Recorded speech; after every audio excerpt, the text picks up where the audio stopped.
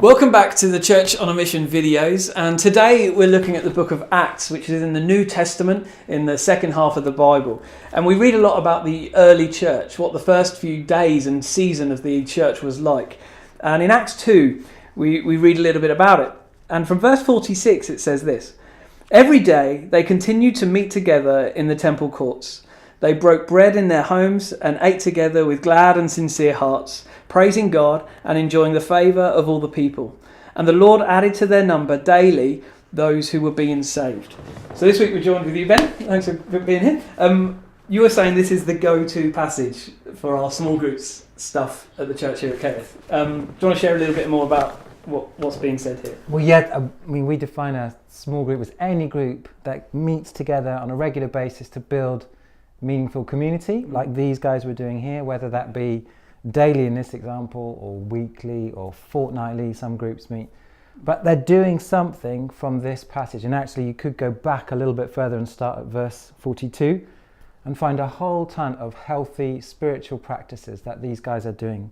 I mean, they're spending time together, they're sharing communion, they're praying, they're sharing their belongings, they're being generous with one another, they're paying attention to the teaching that comes, they're welcoming new followers of Jesus, they're praising God together, they're eating meals together. Food's a big deal as well in small groups. So there's all this stuff that's going on, and it's such a helpful, guys, if we can just build a community in some context where we're getting to know one another and we're doing something from this list, we are being biblical in the way that we build small groups and community. Yeah, that's great. It's interesting how they say every day, because I'm going to be honest, that's pretty unrealistic for me in my life to go every day I'm going to... So what would you say are the key principles here? Obviously, if we can't meet every day, what are the principles in here that are the important ones?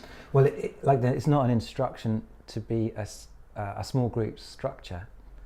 It's about how you build community. Okay, yeah. So it's just that our small groups take from the value of community that God places in the Bible. So it doesn't mean that your small group meets every day, but my family meets every day.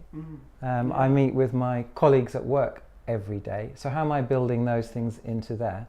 And then small groups say, well, here's a helpful structure. Why don't we dedicate some specific time which we all decide to set aside to help us find our way back to God through communities that grow in our love for one another and our love for God, by setting aside some disciplined time to do this in a group context. So it's not saying that to be a small group at Kerith you've got to meet every single day.